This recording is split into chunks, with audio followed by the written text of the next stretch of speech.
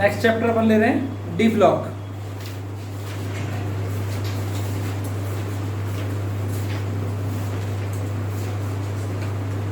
D block तो अपन पहले भी बात करी कि कोई सी ब्लॉक में कौन से तत्व आते हैं, कौन सा तत्व कौन से ब्लॉक का होता है, वो निर्भर करता है कि उसका अंतिम इलेक्ट्रॉन लास्ट इलेक्ट्रॉन कहाँ जा रहा है।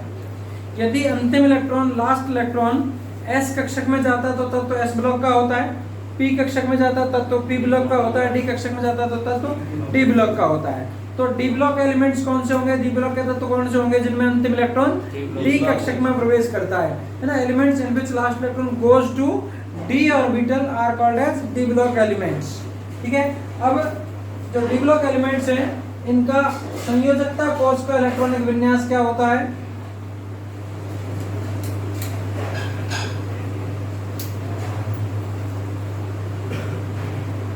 वैलेंसी सेल,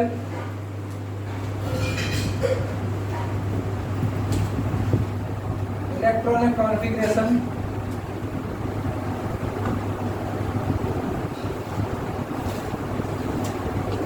इसका जो होता है वो होता है n-1 d1 to 10, n-1 d1 to 10, ns 0 से 2। ये डी ब्लॉक के वैलेंसी सेल संयोजकता कोश का इलेक्ट्रॉनिक विन्यास है। अभी 2019 में ये पूछा था।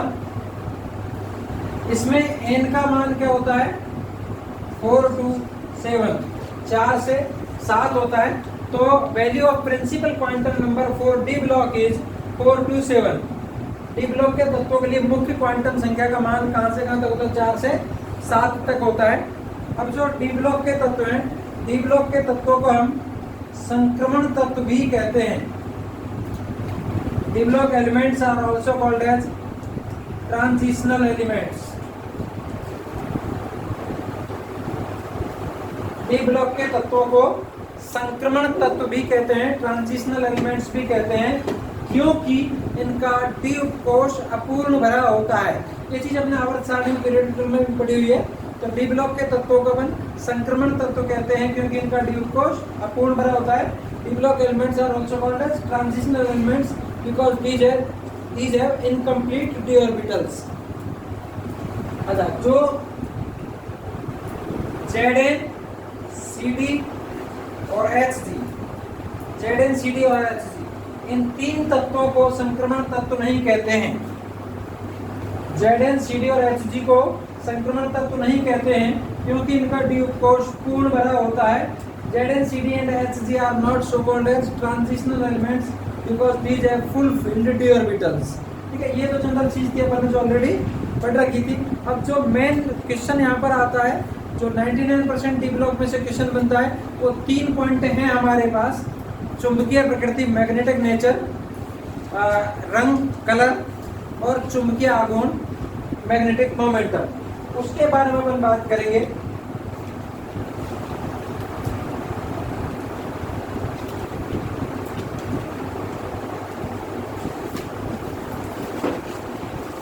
तो प्रॉपर्टीज की बात करें आप, D block elements, d block के तत्वों के गुण, प्रॉपर्टी। सबसे पहले अपन बात करेंगे मैग्नेटिक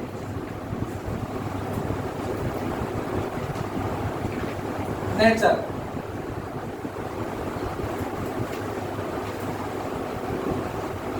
चुंबकीय प्रकृति, मैग्नेटिक नेचर, चुंबकीय प्रकृति। तो ये 3 टाइप्स है इसके जनरली मैग्नेटिक नेचर में। 3 प्रकार की है इसमें, मेनली वैसे 5 होती है बट अपन मेनली 3 की बात कर रहे हैं। फर्स्ट है हमारे पास अणुचुंबकीय प्रकृति, अणुचुंबकीय पैरामैग्नेटिक, अणुचुंबकीय पैरामैग्नेटिक। इसके बारे में अपन ने पहले भी बात कर रखी है बॉन्डिंग में। इसमें क्या रहता है, ये चुंबकीय क्षेत्र में आकर्षित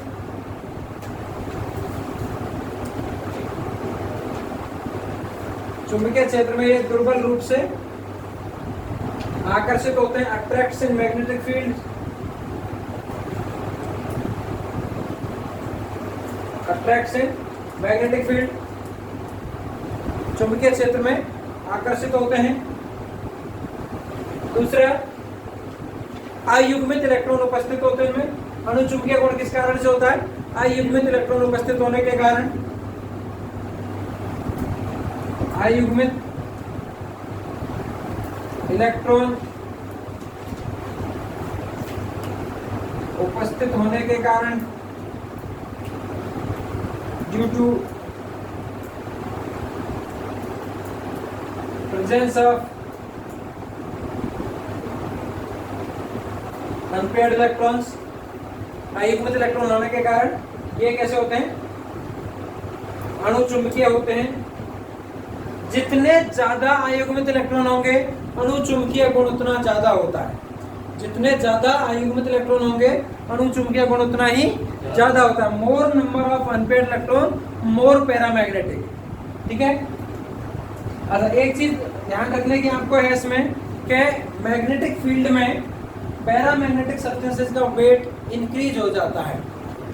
चुंबकीय क्षेत्र में अणुचुंबकीय पदार्थों का वजन बढ़ जाता है।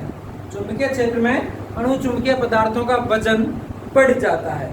तो ये चीज इसमें अपन को देखने को हो गई कि चुंबकीय क्षेत्र में आकर्षित होते हैं, अट्रैक्ट होते हैं मैग्नेटिक फील्ड में। इनमें अयुग्मित इलेक्ट्रॉन उपस्थित होते हैं, इसलिए इनमें चुंबकीय गुण होता है। अनपेयर्ड इलेक्ट्रॉन प्रेजेंट होंगे। जनरल सी बात है, जो अनपेयर्ड वाला अकेला हो गया और आकर्षित कोई होता है तो वही होता है जो अकेला होता है। जिसका पहले से जोड़ा हो वो आकर्षित नहीं होता है। तो अनपेयर्ड इलेक्ट्रॉन होना जरूरी है। जिसमें ज्यादा अनपेयर्ड इलेक्ट्रॉन होंगे उतना ही ज्यादा वो आकर्षित होगा, उतना ज्यादा उसका अणुचुंबकीय गुण होगा। तो ज्यादा अयुग्मित इलेक्ट्रॉन ज्यादा अणुचुंबकीय होगा। चुंबकीय क्षेत्र में इनका वजन बढ़ जाता है। फिर अपन बात कर रहे हैं प्रतिचुंबकीय।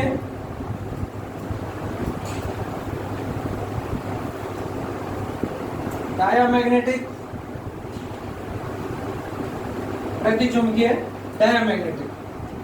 ये प्रति से प्रतिकर्षित होंगे। तो चुंबकीय क्षेत्र में प्रतिकर्षित,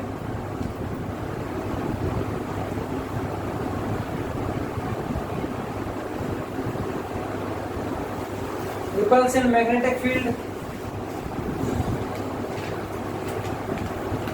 चुंबकीय क्षेत्र में ये प्रतिकर्षित होते हैं। Repulsion magnetic field. All electrons are in paired form, क्योंकि इनमें सारे इलेक्ट्रॉन युग्मित अवस्था में होते हैं। सारे के सारे इलेक्ट्रॉन युग्मित होते हैं, पेयर्ड फॉर्म में होते हैं। All electrons are in paired form. सभी इलेक्ट्रॉन युग्मित होते हैं।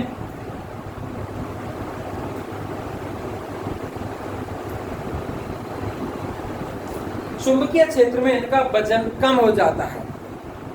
Weight of diamagnetic substances decrease in magnetic field. तो प्रतिचुंबकीय पदार्थों का वजन चुंबकीय क्षेत्र में कम हो जाता है, इनका वजन बढ़ जाता है। फिर हमारे पास आते हैं तीसरा, लोह चुंबकीय।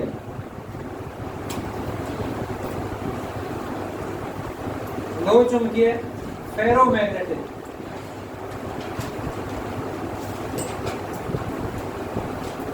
लोह चुंबकीय, फेरोमैग्नेटिक। ये एक तरीके के अणुचुंबकीय ही होते हैं, इनको कन्वर्ट करते हैं अपन लोह चुंबकीय में, फेरोमैग्नेटिक में।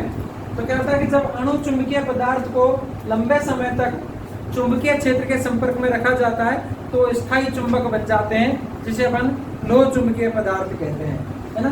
When paramagnetic substances remains in contact with magnetic field for long time, then they becomes stable magnet, are called as ferromagnetic। अब जनरली क्या होता है कि जो अणुचुंबकीय पदार्थ है उसका प्रत्येक छोटे से छोटा जो भाग होता है उसे अपन डोमेन कहते हैं। उसे अपन क्या कहते हैं?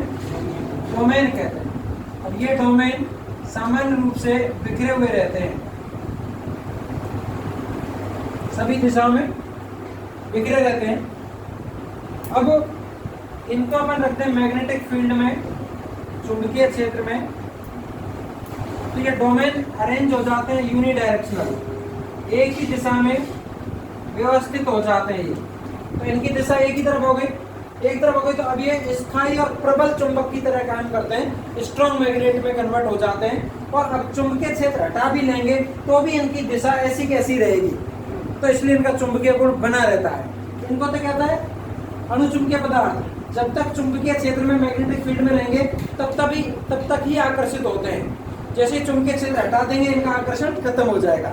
लेकिन इसमें क्या हुआ कि चुंबकीय क्षेत्र हटा लेने के बाद भी इनकी दिशा ऐसी कैसी रहती है, इसलिए स्थायी चुंबक बन जाते हैं, स्टेबल मैग्नेट बन जाते हैं, इनमें कोई चेंजेस नहीं आता है।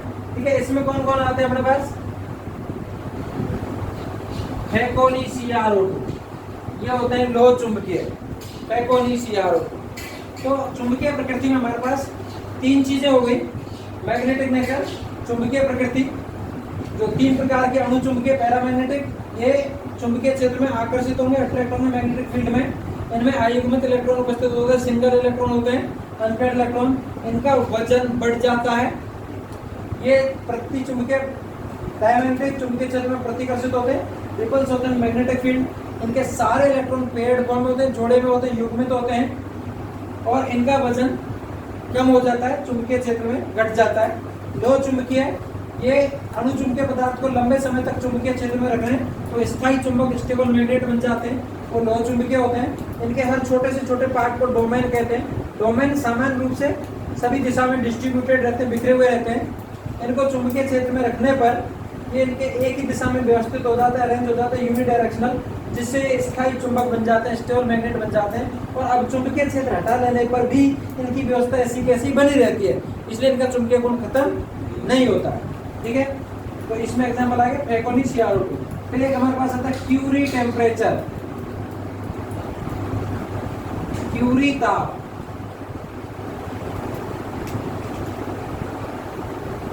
क्यूरी टेम्परेचर, देखिए अणु चुंबकीय पदार्थ से क्या बने?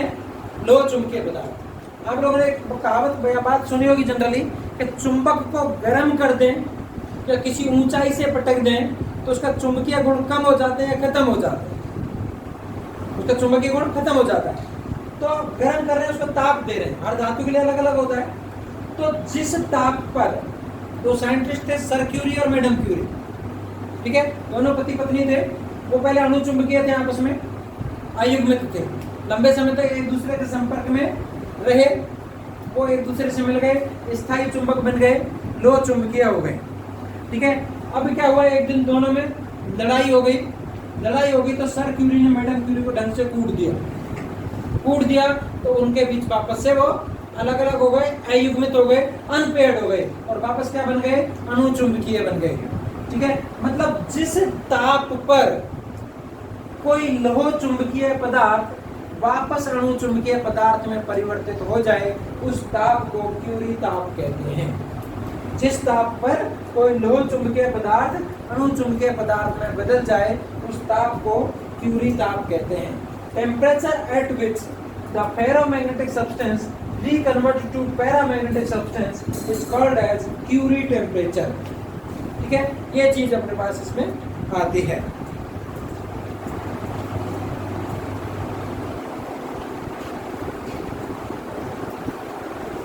सेकेंड पॉइंट हमारे पास इसमें आता है कैरेक्टर्स का कलर।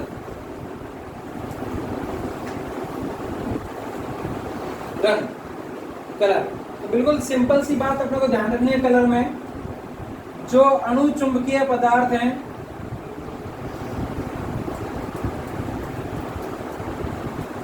अणु चुंबकीय पदार्थ, पैरामैग्नेटिक सब्सटेंस,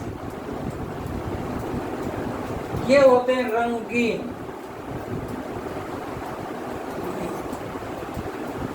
कलरफुल, अणु चुंबकीय पदार्थ रंगीन होते हैं, कलरफुल होते हैं, और प्रति चुंबकीय जो पदार्थ हैं डायामैग्नेटिक, वो होते हैं रंगहीन।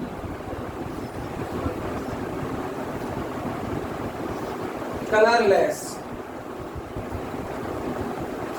तो जो अणु चुंबकीय पदार्थ हैं वो रंगीन होते हैं, जो प्रति चुंबकीय पदार्थ हैं वो रंगहीन होते हैं, कलरफुल और कलरलेस। अब इनमें भी किसका रंग गहरा होगा? तो जिसमें ज्यादा अयुग्मित इलेक्ट्रॉन होंगे उसका रंग ज्यादा गहरा होता है। मोर number of unpaired electron dark colour. तो जिसमें अयुग्मित इलेक्ट्रॉन ज्यादा होते हैं उसका रंग ज्यादा गहरा होता है। अयुग्मित इलेक्ट्रॉन की संख्या अधिक होने पर रंग ज्यादा गहरा होता है। अच्छा, अब यदि अनपेयर्ड इलेक्ट्रॉन सेम है, अयुग्मित इलेक्ट्रॉन सेम है, तो जिसका साइज बड़ा होता है, आकार बड़ा होता है, उसका डार्क कलर होता है। पहली बात तो कलर फिर कौन होता है?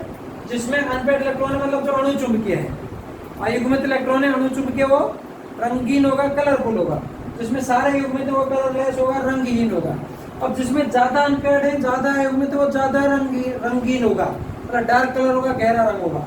अनपेयर्ड इलेक्ट्रॉन सेम है, अयुग्मित इलेक्ट्रॉन की संख्या समान है, तो जिसका साइज बड़ा है, आकार बड़ा है, वो ज्यादा रंगीन होगा। ये रंग अपन अणुचुंबकीय प्रतिचुंबकीय से देखेंगे। एग्जाम्पल एक साथ बताएंगे दोनों तीनों चीजों का।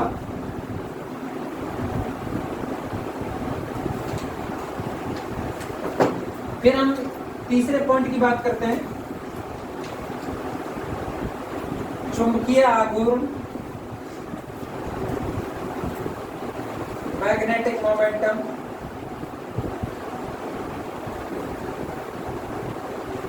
चुंबकीय आघूर्ण, मैग्नेटिक मोमेंटम, न्यू बीएम कह देते हैं इसको शॉर्ट में।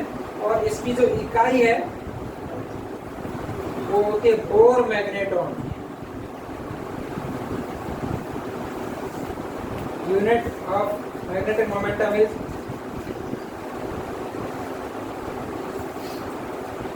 Bore magneton. इसकी इकाई होती है, इसका जो फॉर्मूला होता है मैग्नेटिक मोमेंटम का, ये होता है √n इंटू n+2।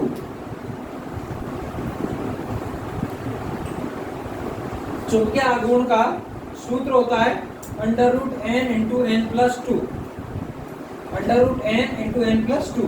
2013 या 14 में पूछा है ये सूत्र डायरेक्ट। चुंबकीय आघूर्ण निकालने का सूत्र फॉर्मूला क्या है? तो क्या √n इंटू n+2। यहाँ पर n क्या है? n is the number of unpaired electron. n क्या है? अयुग्मित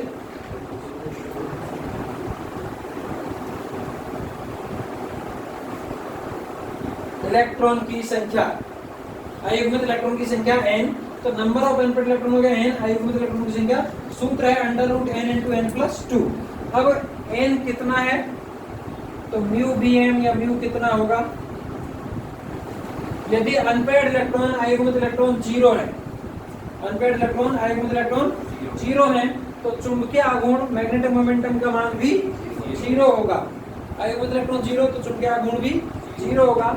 यदि अनपेयर्ड इलेक्ट्रॉन अयुग्मित इलेक्ट्रॉन 1 है, तो इसका मान होगा 1.71। मतलब एक चीज आप थोड़े से ध्यान रखो कि जितने अयुग्मित इलेक्ट्रॉन होंगे, जितने अनपेयर्ड इलेक्ट्रॉन होंगे, उतने पॉइंट समथिंग ही उसका मैग्नेटिक मोमेंटम होगा, चुंबकीय आघूर्ण होगा। जितने अयुग्मित इलेक्ट्रॉन होंगे उतने पॉइंट समथिंग, मतलब 1 है तो 1 पॉइंट कुछ, 2 है तो 2 पॉइंट कुछ, 3 है तो 3 पॉइंट कुछ।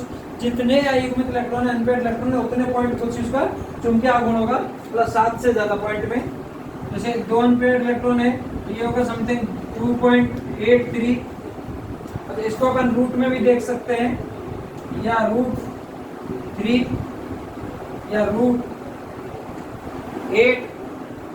3 है तो 3.87 या √15। 4 है तो 4.91 या √24। और 5 है तो 5.94 या √35।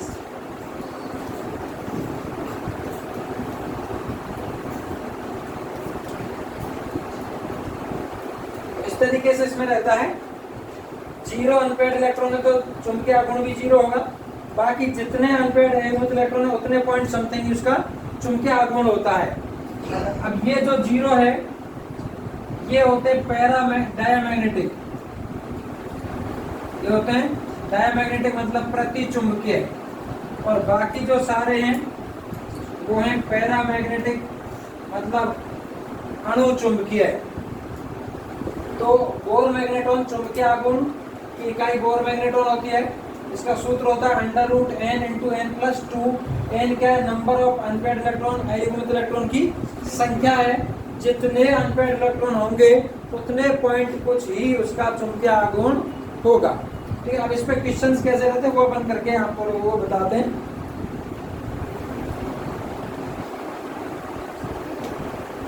तो अब अपन क्वेश्चन की बात करते हैं, क्वेश्चंस कैसे होते हैं इसमें। आयन के फॉर्म में अपने को ये दे सकता है, जैसे वो अपने को कहते हैं कि Na+2 है, Na+2 आयन की अपने को चुंबकीय प्रकृति भी पता करनी है,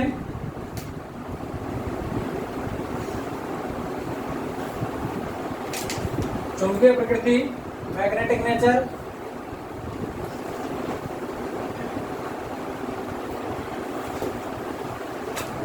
रंग, कलर और चुंबकीय आघूर्ण।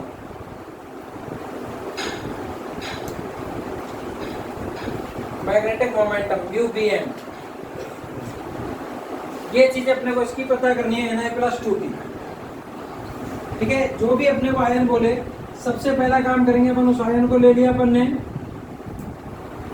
उसका परमाणु क्रमांक लिख देंगे, जो भी उसका एटॉमिक नंबर है, परमाणु क्रमांक है वो अपन लिख देंगे।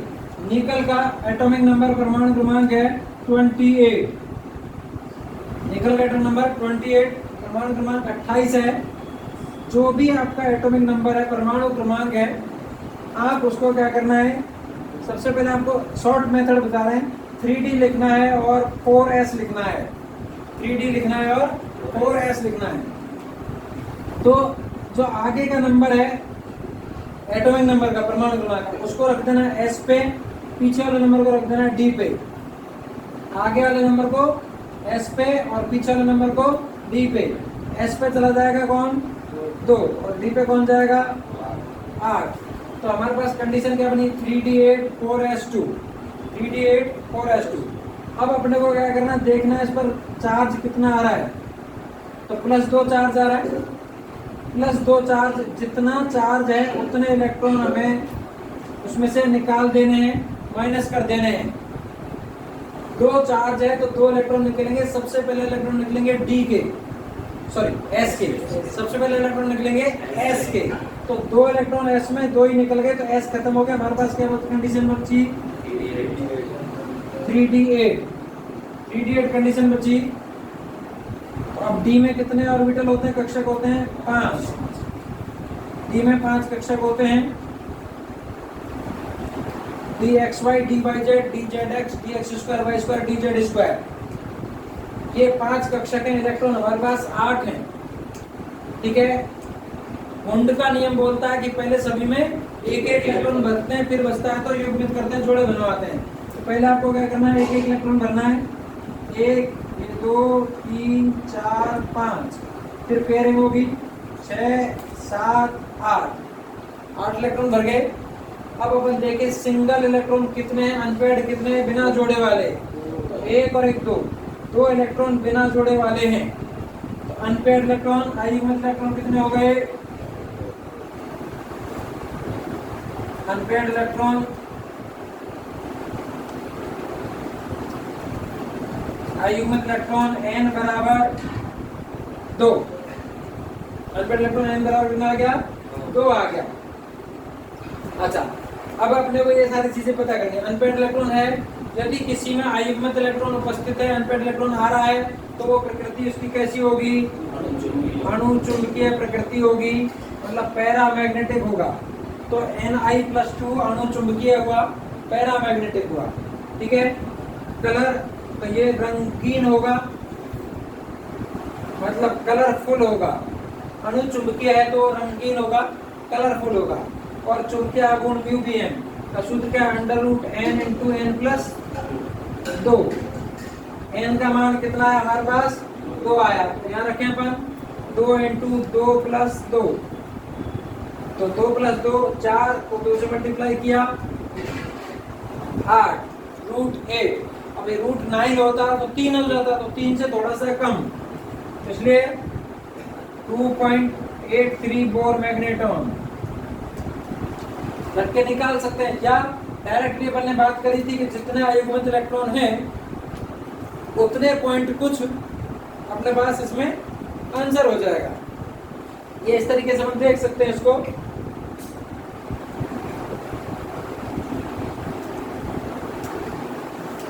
जैसे अपने को बोल रहा है कि Zn+2 के बारे में अपने को पता करना है। Zn+2 कैसा होगा, तो आपको पता है जिंक का परमाणु क्रमांक है 30, Zn+2। अच्छा, अपन एक चीज बात कर रहे थे कि 3D और 4s लिख देते हैं और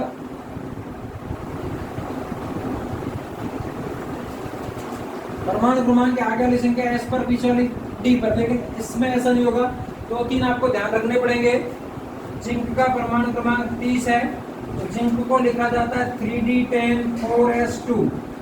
जिंक को लिखा जाता है 3D10 4s2। अच्छा, 29 अपने पास कॉपर का है, इसको लिखा जाता है 3D10 4s1।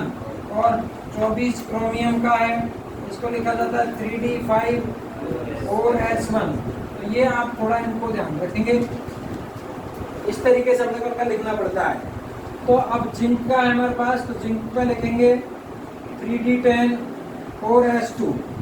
जिंक का लिखा जाएगा 3D10 4s2। अब कितना प्लस चार्ज है, 2, तो जितना प्लस चार्ज है उतने इलेक्ट्रॉन हम क्या करेंगे, माइनस। तो 2 इलेक्ट्रॉन इसमें से हम माइनस करेंगे। 2 इलेक्ट्रॉन हमसे माइनस कर दिए, तो हमारे पास ये 2 इलेक्ट्रॉन निकल गए। तो कंडीशन क्या बची, 3D10। 3D10 डी में कितने होते हैं हमारे पास कक्षक, 5 कक्षक होते हैं। 5 कक्षक है, 10 इलेक्ट्रॉन है। पहले एक एक इलेक्ट्रॉन भरा जाएगा, पहले एक 2 3 4 5 6 7 8 9 10 हो गए। अब बताओ कोई सिंगल इलेक्ट्रॉन, तो अयुग्मित इलेक्ट्रॉन कितने हुए,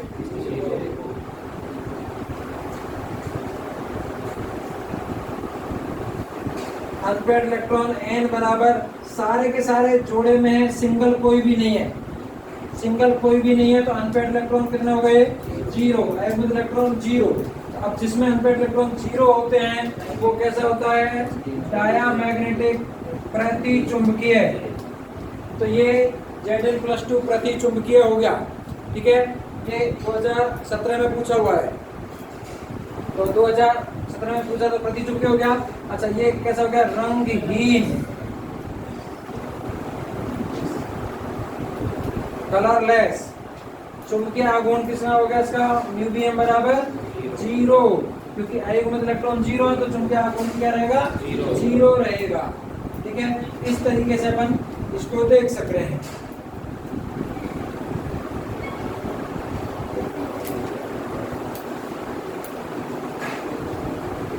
बात और एग्जाम्पल की अपन इसमें बात कर रहे हैं। जैसे अपने को बोले Mn+2, Mn+2 अपने को इसमें पता करना है। Mn का परमाणु क्रमांक है 25। Mn+2 क्या कंडीशन होगी, 3D आएगा और 4s आएगा। आगे वाली संख्या s पर, पीछे वाली संख्या d पर, तो 3D5 4s2 बनेगा। +2 चार्ज है, +2 चार्ज है, तो 2 इलेक्ट्रॉन माइनस हो जाएंगे। 2 इलेक्ट्रॉन माइनस हो जाएंगे तो हमारे पास कंडीशन क्या बची, 3D5। 3D5 कंडीशन बची। डी में कक्षक होते हमारे पास 5, 1 2 3 4 5, 5 कक्षक थे, 5 इलेक्ट्रॉन हुए। तो अनपेयर्ड इलेक्ट्रॉन कितने हो गए हमारे पास,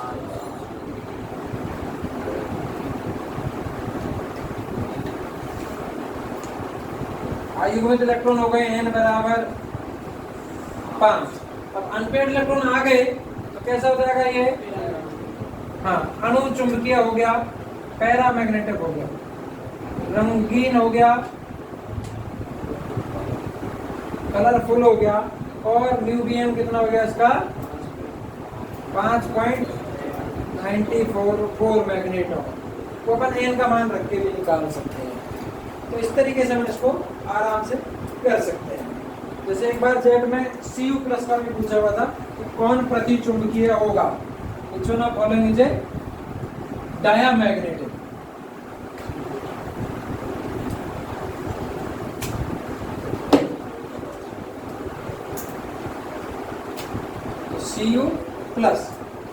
Cu+ का अपन देखें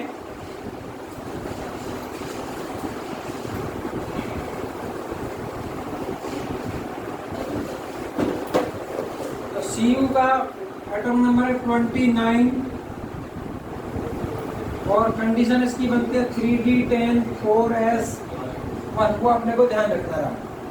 प्लस एक आ रहा है तो एक इलेक्ट्रॉन इसमें से माइनस हो जाएगा, तो क्या बचा 3d10। 3d10 10 इलेक्ट्रॉन है, 5 कक्षक हैं, 1 2 3 4 5 6 7 8 9 10। अनपेड इलेक्ट्रॉन कितने हो गए?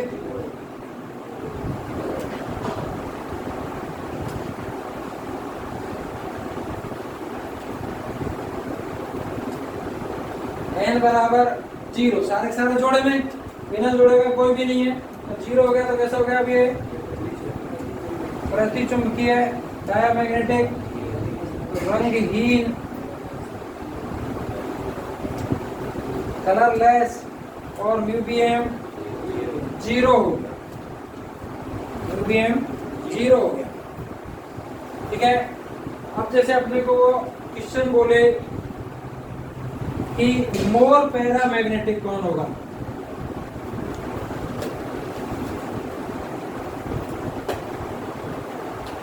अधिक अणुचुंबकीय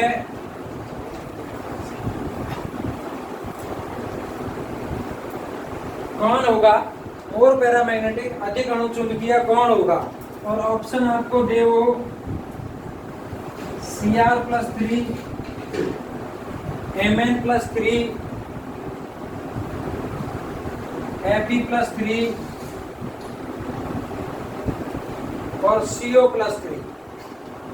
इसमें अपने से पूछे कौन ज्यादा अणुचुंबकीय होगा, मोर पैरामैग्नेटिक कौन होगा।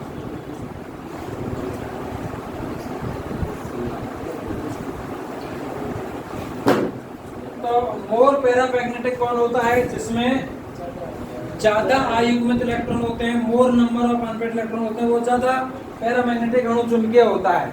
तो अपने को इसके इनके सबके क्या निकालते हैं? अणुचुंबकीय इलेक्ट्रॉन निकाल देंगे। तो अब देखो 24 क्रोमियम है +3, क्या कंडीशन बनती है? 3d5 4s1। ठीक है। इसमें से कितने इलेक्ट्रॉन निकल गए? 3 इलेक्ट्रॉन निकल गए। एक निकला s का, 2 निकले d के, तो कंडीशन क्या बचेगी? 3d3। तो तीनों के 3 अनपेड, तो आयुग्मित इलेक्ट्रॉन हुए 3 Cr+3 में। दूसरा हमारे पास आ रहा है Mn+3, Mn का 25, ये हो जाएगा 3d5 4s2। 3 इलेक्ट्रॉन निकल गए, 2 निकले s के, 1 d में से, तो कंडीशन बचेगी 3d4। d में 5 कक्षक होते हैं, भरेंगे तो 4 और 4 एक ही आएंगे, तो अनपेड इलेक्ट्रॉन हो गए 4। अगली कंडीशन हमारे पास 26 Fe+3, 3d6 4s2। 3 electron minus करेंगे, 2 s के, 1 d में से गया, कंडीशन बनेगी 3d5। तो 5 अनपेड रहेंगे, तो आयुग्मित इलेक्ट्रॉन 5, अनपेड इलेक्ट्रॉन 5 हो गए। और चौथा हमारे पास आ रहा है 27 CO+3, कोबाल्ट+3। इसकी कंडीशन बनेगी 3d7 4s2। 3 इलेक्ट्रॉन निकलेंगे, 2 s के, 1 d में से, कंडीशन बनेगी 3d6।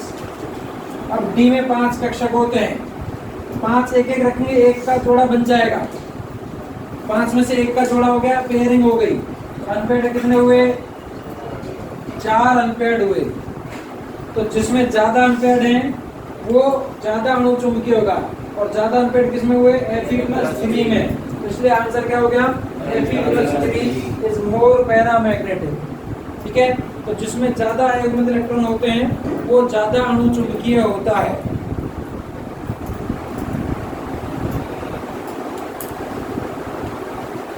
अब इसमें अपने को थोड़ा सा क्वेश्चन का लेवल बढ़ा दे, वो आयन नहीं दे के अपने को यौगिक दे दे, कंपाउंड दे दे, और उसके बारे में बात करें तो उसको अपन कैसे निकालेंगे। जैसे उसने अपने को बोल दिया कि CuCl2 अणुचुंबकीय होगा कि प्रतिचुंबकीय होगा। ठीक है। रंगीन होगा कि रंगहीन होगा, मतलब तीनों चीजें इसकी अपने को पता करनी है। ठीक है, तो उसके लिए अपने को क्या करना है, सबसे पहले उस तत्व का, एलिमेंट का ऑक्सीडेशन नंबर, ऑक्सीकरण निकालना रहेगा। तो कॉपर का ऑक्सीकरण निकालेंगे, कॉपर का मान लिया x, Cl का -2 बराबर 0, x बराबर +K2। तो अब Cu+2 कंडीशन में आ गया। Cu का एटॉमिक नंबर, परमाणु क्रमांक हो गया 29। 29 को क्या लिखेंगे अपन, 3d10 4s1 लिखा जाता है कॉपर को। +2 चार्ज है, तो 2 इलेक्ट्रॉन इसमें से निकल जाएंगे। एक इलेक्ट्रॉन निकला s का, एक निकला d में से, 3d9। तो इतना ही प्रोसेस है, बस ऑक्स का ऑक्सीकरण निकालना है, उसको उसके ऊपर चार्ज रख दो, फिर वही प्रोसेस पिछला वाला ही रहता है। 3d9, d में कितने इलेक्ट्रॉन हो गए, 9 इलेक्ट्रॉन है, 5 कक्षक। पहले के 5 इलेक्ट्रॉन भर गए, 6, 7, 8 और 9। ठीक है, अनपेड इलेक्ट्रॉन कितने हो गए,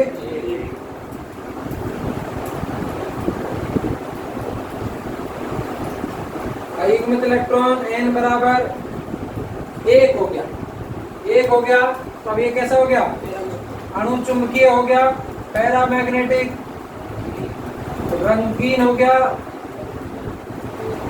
कलरफुल, और म्यूबीएम कितना हो गया, 1.71 या √3। वो निकाल के अपन देख सकते हैं इनका मान रख के। तो इस तरीके से अपने के पास यौगिक भी दे देता है, और अपन यौगिक में भी ऐसे निकाल सकते हैं। जैसे अपने को बोल दिया उसने SCCl3, स्कैंडियम ट्राइक्लोराइड, इसका अपने को पता करना है। Sc का ऑक्सीकरण निकालेंगे पहले, Sc का हो गया x, Cl का -3 बराबर 0, x बराबर +3। Sc का परमाणु क्रमांक है 21, Sc+3। 3 इलेक्ट्रॉन माइनस करने हैं अपने को यहाँ पर। पहले तो उसको 3d, आगे वाली संख्या s पर, पीछे वाली d पर, आगे 2 है तो s2 और d1। कंडीशन हो गई 3d1 4s2। कितने इलेक्ट्रॉन है, 3 इलेक्ट्रॉन है, माइनस कर देंगे तो 3d भी 0 हो गया, 4s भी 0 हो गया। तो अब अनपेड इलेक्ट्रॉन कोई बचे ही नहीं। अनपेड इलेक्ट्रॉन, अयुग्मित इलेक्ट्रॉन n बराबर 0। तो कंडीशन हमारे पास क्या आ गई इसकी, ये प्रति चुंबकीय हो गया, डायमैग्नेटिक, ये रंगहीन हो गया, कलरलेस, और बोर मैग्नेटॉन इसका कितना हो गया, 0 मैग्नेटिक मोमेंटम। इस तरीके से आपके पास चाहे कंपाउंड आ जाए चाहे आयन आ जाए, कंपाउंड यौगिक आ रहा है तो उसको भी आयन में बदल के ऑक्सीडेशन नंबर निकाल दो, आयन हो गया वो, और वैसे ही सोल्व कर देना है। ये अपने पास चीजें आ जाती हैं इसमें। तो ये तो अपन निकाल के इसमें देख लिया। बाकी जनरली एक छोटी सी शॉर्ट ट्रिक अपन बात कर लेते हैं, जैसे स्कूटर याला AC, ZnCdHg, CuAg, Au, इनका +3 ऑक्सीडेशन नंबर स्कूटर याला AC का, ZnCdHg का +2 और CuAg Au का +1। बाकी वैसे हाईएस्ट किसी का भी हो, Mn+7, Cr+6। ये जो आयन है स्कूटर वाला AC +3, ZnCdHg +2, CuAg Au +1, Mn+7, Cr+6, ये सारे के सारे अनपेड इलेक्ट्रॉन इनमें 0 होते हैं। n बराबर 0, n बराबर 0 तो कैसे होंगे ये, प्रति चुंबकीय होंगे, डायामैग्नेटिक। तो कैसे होंगे, रंगहीन होंगे, कलरलेस, और इनका म्यू BM जो है चुंबकीय आघूर्ण क्या रहेगा, 0। तो ये ध्यान रख सकते हैं, इनके अलावा जो भी बचे वो सारे अणु चुंबकीय और रंगीन होंगे। जो भी आए इनको अपन ध्यान रख सकते हैं, ये प्रतिचुंबकीय और रंगहीन हो गए, जो बच गए वो अणु चुंबकीय और रंगीन होंगे। ये चीज इसमें बर्दाश्त होगी।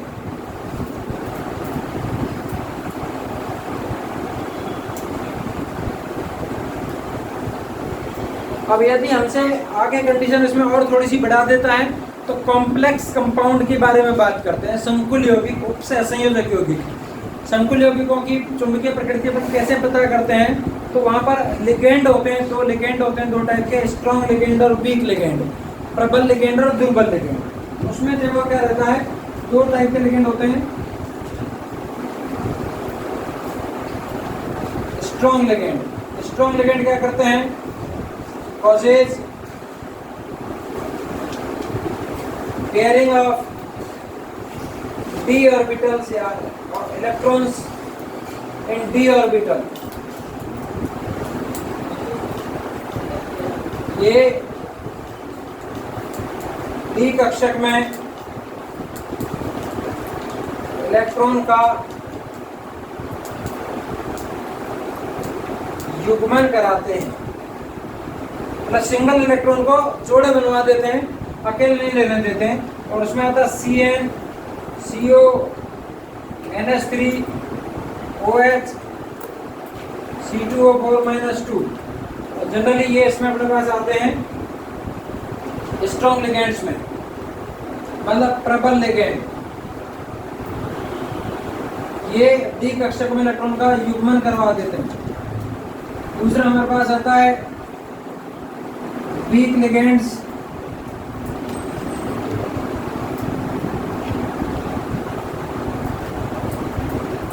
दुर्बल लिगेंड, तो ये डी कक्षक में इलेक्ट्रॉन का युग्मन नहीं कराते हैं। डू नॉट कॉजेज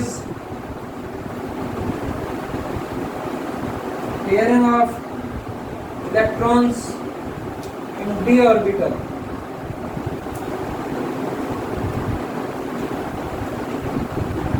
डी कक्षक में इलेक्ट्रॉन का युग्मन नहीं कराते हैं। इसमें कौन आते हैं, F, Cl, Br, I, H2O, En, ये जनरली इसमें रहते हैं।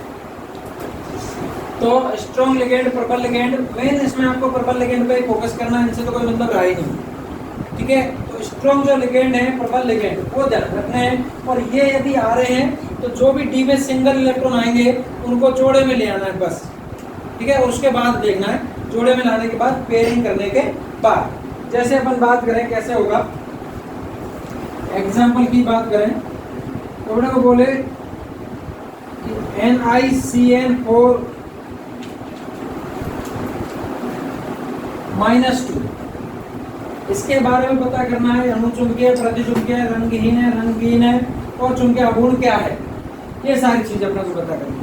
तो पहला काम इसका वही ऑक्सीडेशन नंबर निकालना पड़ेगा, केंद्रीय धातु आयन, सेंट्रल मेटल आयन का ऑक्सीडेशन नंबर निकालेंगे, ऑक्सीकरण को मानते हैं क्या, X, Ni का X, Cn का -1, 4 Cn का -4 इक्वल्स टू, इसके ऊपर बराबर रख देते हैं -2, X बराबर -2 + 4, X बराबर +2। ऑक्सीडेशन नंबर कितना आ गया इसका, +2। Ni का एटॉमिक नंबर होता है 28, ऑक्सीडेशन नंबर है +2। तो जितना ऑक्सीडेशन नंबर है उसके ऊपर अपन रख देते हैं। अब फिर वही प्रोसेस स्टार्ट हो जाएगा पुराना वाला, 3D रखा और 4s रखा, आगे वाली संख्या s पर, पीछे वाली संख्या d पर। जितना प्लस चार्ज है उतना इलेक्ट्रॉन माइनस, 3d8।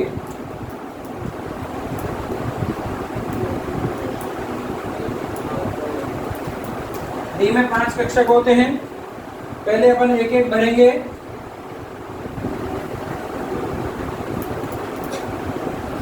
पांच हो गए, 6, 7 और ये 8। यहाँ तक आने के बाद अभी आप अनपेयर्ड इलेक्ट्रॉन नहीं देख सकते। अब यहाँ तक करने के बाद आपको देखना है कि लिगेंड स्ट्रॉन्ग है क्या, वीक है, प्रबल है कि दुर्बल है। लिगेंड है CN आ रहा है किसमें, स्ट्रॉन्ग, प्रबल लिगेंड में। और प्रबल लिगेंड क्या करता है, कक्षकों का युग्मन करवाता है, जोड़े बनवाता है। जोड़े बनवाता है तो अपने को इसमें देखना है ऑन पेयरिंग, युग्मन कराने पर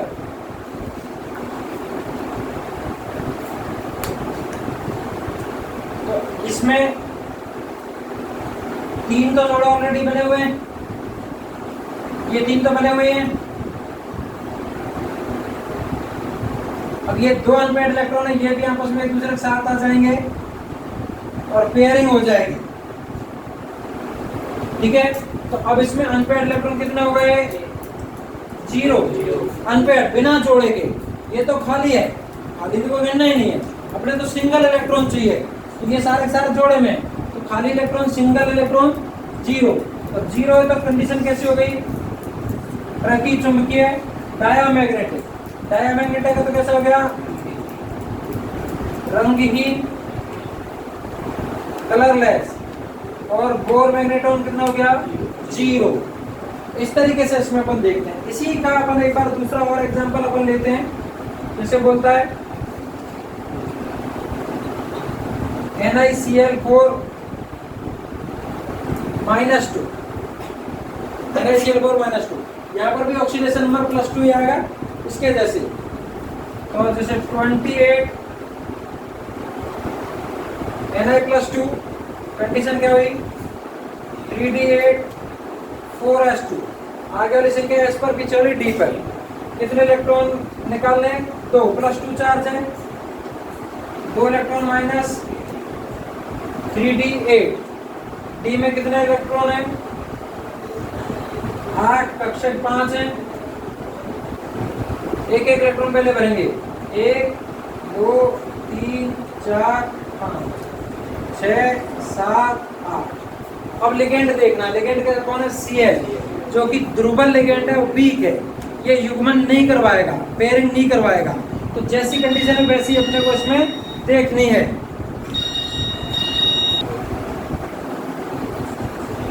तो अब यहाँ पर अपन देख रहे हैं कि लिगेंड वीक लिगेंड है, पेयरिंग होगी नहीं, जैसे वैसी कंडीशन रहेगी। तो अब अनपेयर्ड इलेक्ट्रॉन, अयुग्मित इलेक्ट्रॉन हमारे पास कितने हो गए, 2, 1 और 1 2, सिंगल इलेक्ट्रॉन 2 हैं, 2 हो गए। तब कैसा हो गया, ये अणुचुंबकीय हो गया, पैरामैग्नेट हो गया, तो रंगीन हो गया, ये कलरफुल हो गया। और म्यूबियम कितना हो गया इसका, 2.83। इस तरीके से अपन ये यौगिक भी यदि अपने को देता है तो अपन इसको निकाल सकते हैं आराम से।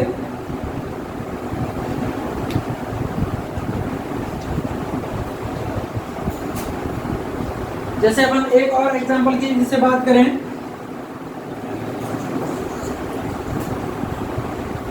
NiCO4, Ni का वही परमाणु क्रमांक 28 है। यहाँ पर आपको ध्यान होगा, धातु कार्बोनिल यौगिक में धातु का ऑक्सीकरणांक 0 होता है। मेटल धातु के साथ CO आ गया, ऑक्सीडेशन नंबर 0 होगा, तो इसका 28 ऑक्सीडेशन नंबर 0। लिख देता हूँ, 28 ऑक्सीडेशन नंबर 0। तो कंडीशन क्या बनेगी, 3D8 4s2। आगे संख्या है इस पर, पीछे डी पे। अच्छा, कोई भी आवेश नहीं है, चार्ज कुछ भी नहीं है, तो इलेक्ट्रॉन कुछ नहीं निकलेंगे। तो इसी कंडीशन में अपने को भरने हैं। डी में कितने हैं, 5, और एस में होता है 1। तो डी में पहले एक इलेक्ट्रॉन जा रहा है, 5, ये 6 7 8, 2 बिना जोड़े के, और एस के दोनों एक जोड़े में आ गए। यहाँ तक करने के बाद अपने को देखना है लिगेंड कौन है, CO। CO कैसा लिगेंड है, प्रबल। और प्रबल क्या करेगा, युग्मन करवाएगा। तो युग्मन कराने पर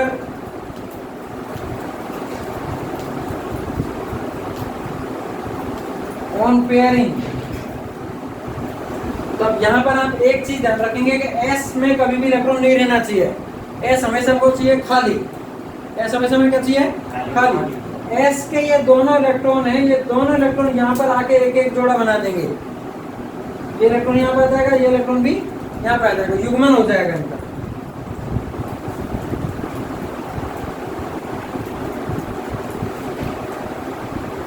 तो ये 3 जोड़े तो इसमें ऑलरेडी है ही हैं, और ये 2 सिंगल इलेक्ट्रॉन थे।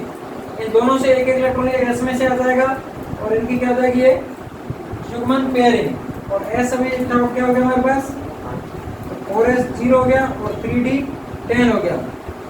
ये खाली हो गया, यहाँ सारे इलेक्ट्रॉन आ गए।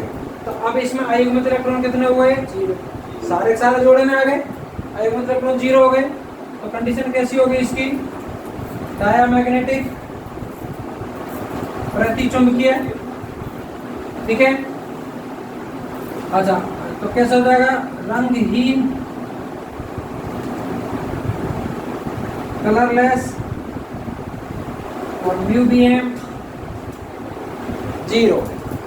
इस तरीके से अपन यौगिकों की भी चुंबकीय प्रकृति पता कर सकते हैं, अपन ये सारी चीजें देख सकते हैं।